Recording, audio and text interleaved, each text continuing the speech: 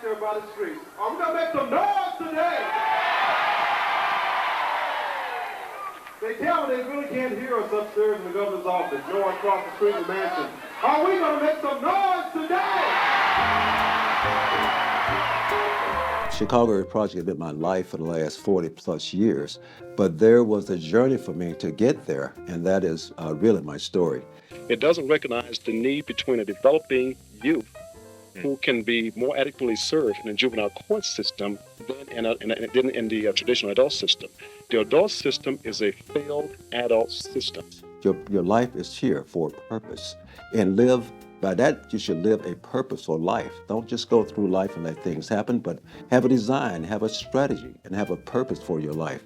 Because the position that you are in, there were people before you that opened doors to those particular industries.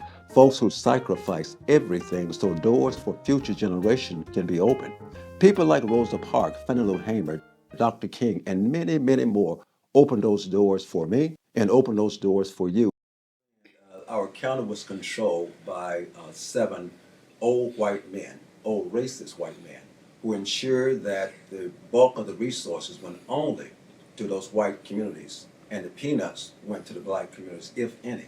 So when I applied for the position of manpower development that was just coming to town from the federal government, and they didn't know how to implement the program, I was hired to develop, to implement, and to run that particular program. We were able to redirect at least the federal portion, we talk about millions of dollars, into those poor African American communities where we were able to develop the infrastructure, able to get the roads paved, develop bridges, pave bridges, get things picked up, cleaned up, rounded up that never been done before. We were able to do that right under the noses of those commissioners. Folks say, well, you're taking a risk. It's challenging, it's threatening, it's intimidating, and it's dangerous. It's all those things, absolutely. But I tell the young guys that we have to stand up in this position and just remember, we can do things without being loud. We can have a revolution, be a part of a revolution, start a revolution, lead a revolution without being loud, and get as much done that way as with any other type of action that we take. And so I did finally move and came to Chicago for grad school. And following grad school, I finally moved into the Chicago Area Project. But we carry those same kind of values and principles with me in the Chicago Area Project that I had back in North Carolina. And everything we've done in the Chicago Area Project has been done as a team.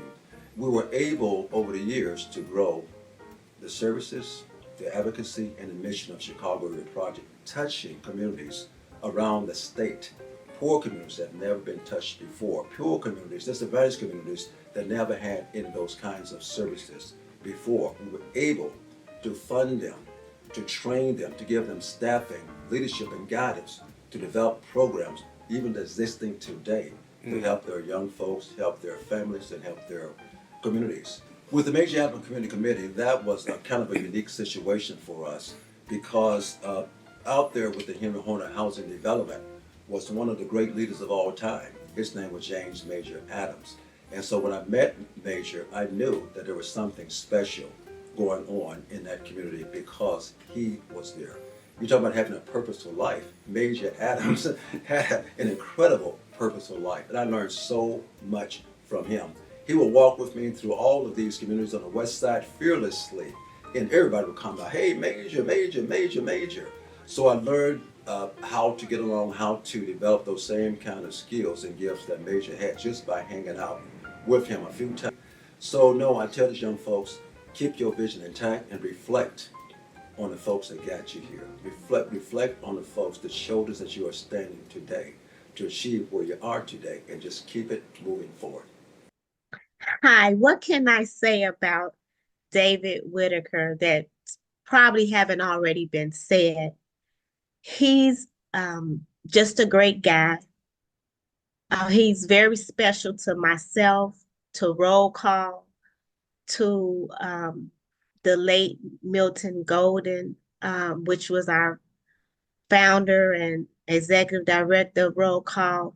I have to speak on the most recent encounters with Mr. Whittaker.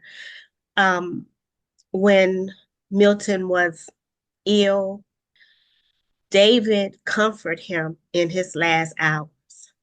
He went over and beyond what a boss, an employer should do. He would call and check on Milton all times of day, night. He would reach out to him, pray with him.